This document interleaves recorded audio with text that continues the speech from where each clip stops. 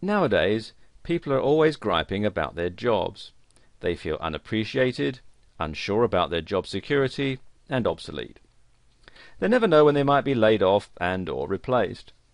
There are oodles of workers who live in fear of getting booted out for simple reasons like coming back from lunch late or having to stay home with a sick child. This has led to more and more people looking to shore up their incomes in less conventional fashions.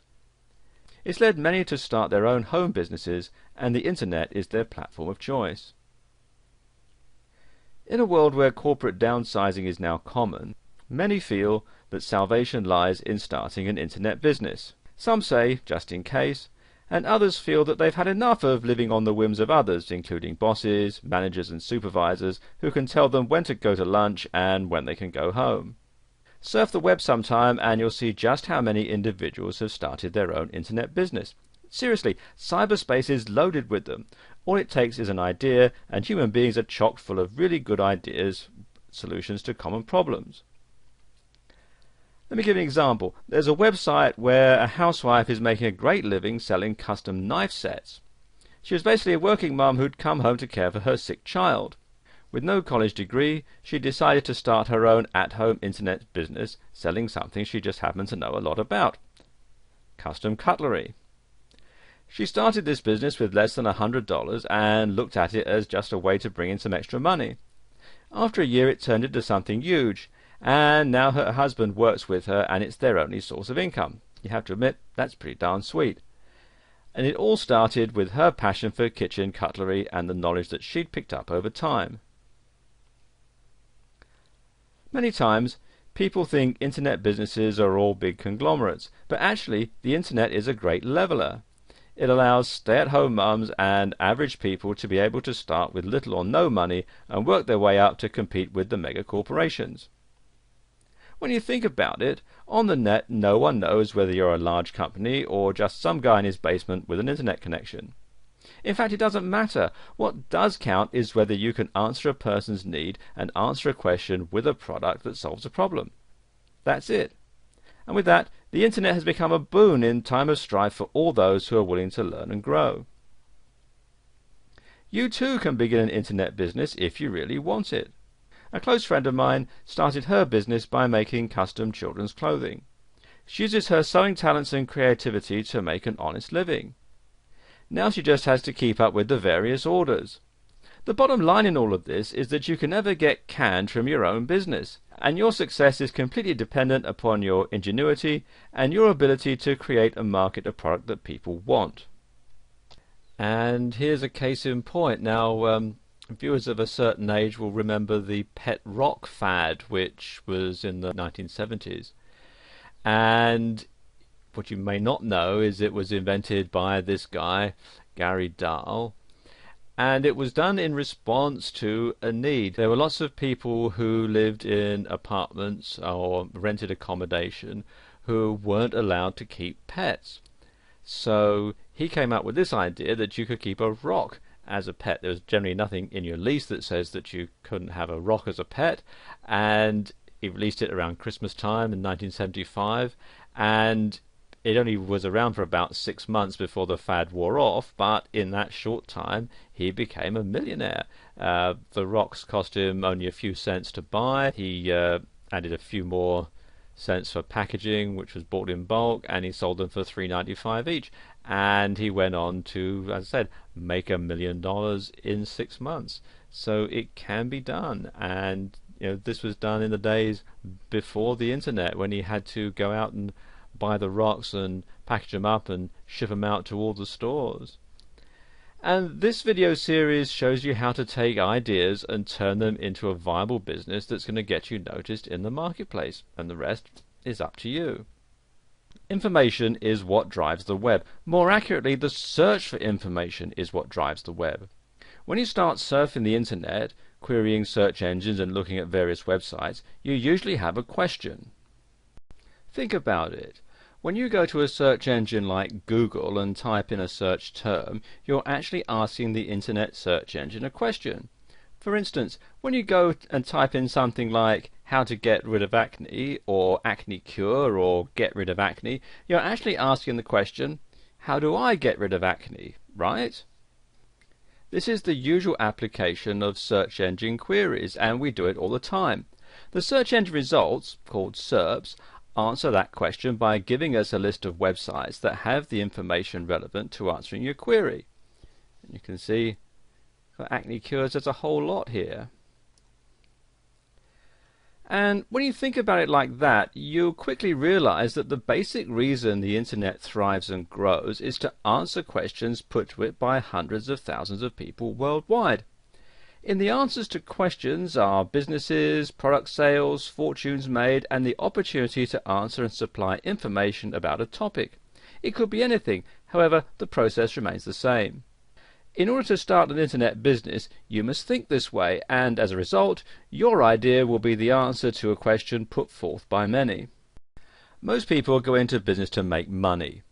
Having a clear picture of what product or service they're going to present via the internet is necessary in order to be successful. Having a business model plays a crucial role in achieving that goal. The type of environment in which a firm operates, as well as the type of changes that it faces, also play important roles. The internet stands to establish new game strategies for businesses.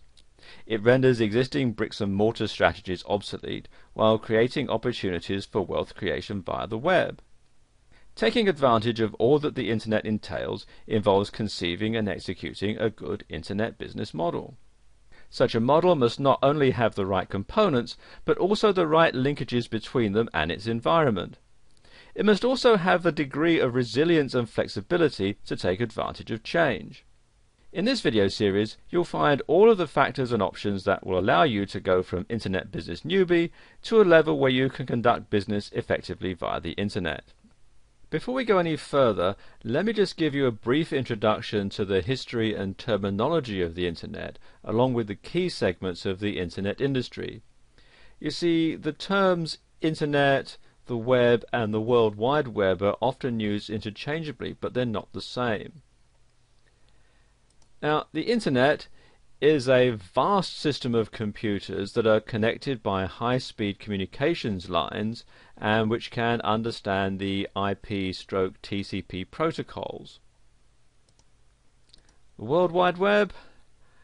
Well, this is linked content that is accessible via the internet.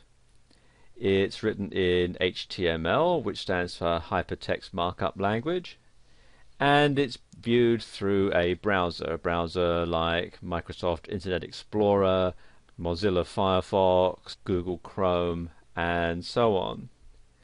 And it uses the HTTP, which is for Hypertext Transfer Protocol, which is the World Wide Web standard. In addition to the World Wide Web and HTTP, there are 4 applications that operate on the internet. And these are email, which stands for electronic mail. There are discussion lists, otherwise known as news groups. There's FTP, which stands for File Transfer Protocol. That's how you can transfer files from your computer to a web server.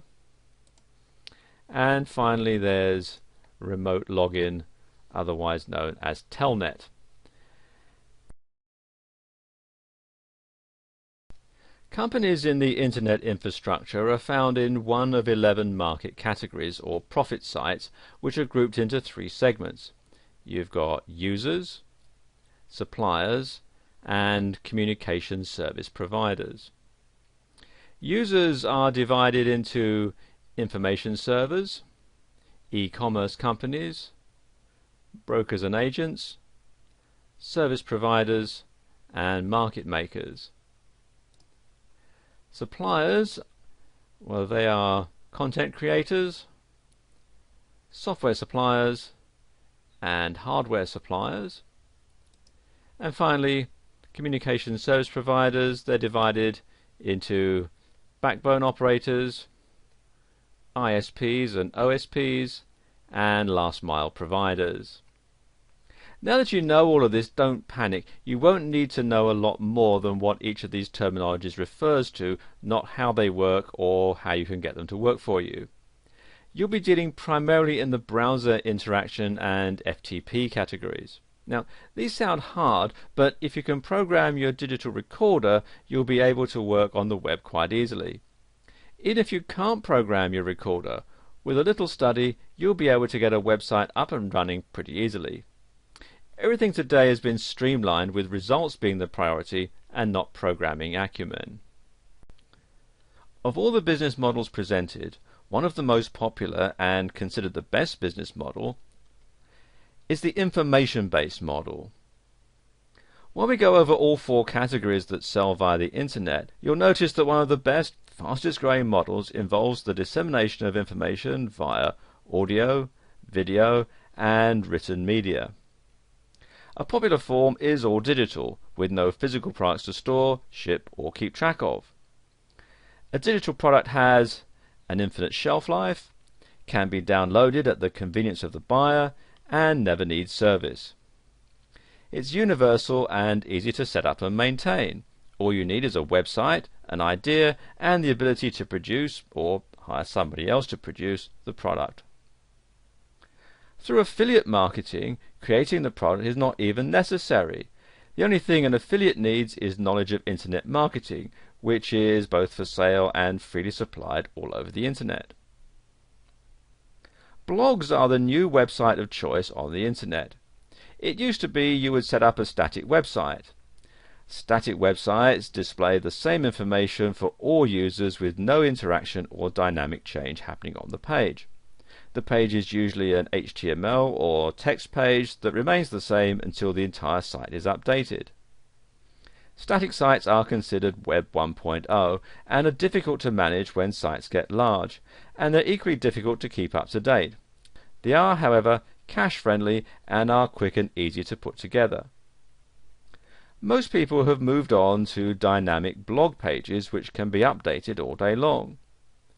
The index or sitemap for the site updates automatically as information is added to the site, and with some blog platforms like WordPress and Blogger, it also notifies search engines and the many Web 2.0 sites that something has changed.